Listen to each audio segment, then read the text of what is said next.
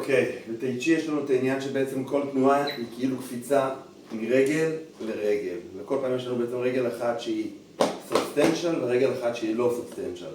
אנחנו לא רוצים להיות דאבל ווייט. אנחנו בעצם כל הזמן במעבר. כאילו אנחנו עושים דבר כזה. בואו נראה מה המשמעות של זה. אחת המשמעויות שיכולות להיות לזה, זה בעצם העובדה שתמיד יש לנו רגל שהיא פנויה לבעיטה. בואו נראה איך זה יכול לעבוד. אז בואו נגיד אני מפעיל את הפורם. נמצא פה. יכול לראות. נגיד אני ממשיך את הפורם. אני ברגל הקדמית. נגיד אני נמצא במקום אחר. ברש שני. אני עכשיו בצד הזה.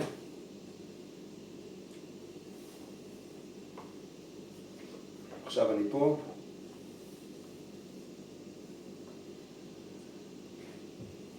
נגיד אני כאן.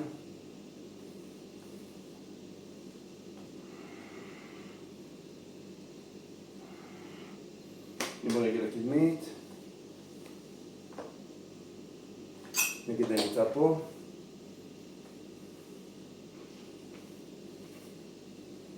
עוד פעם.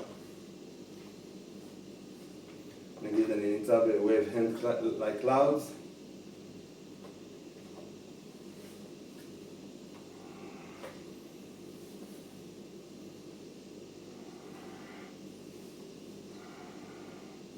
נגיד אני נמצא ב-ripples monkey. למשל אני פה. אבל בואו נעשה את זה לאט.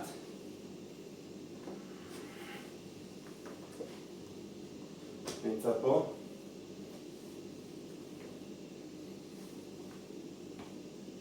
עכשיו אני הולך אחורה. הולך קדימה.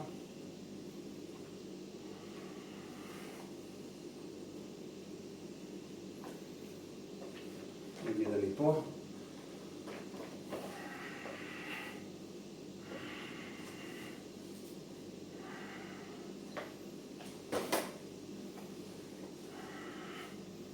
נגיד הלכתי קדימה, ברגל הקדמית,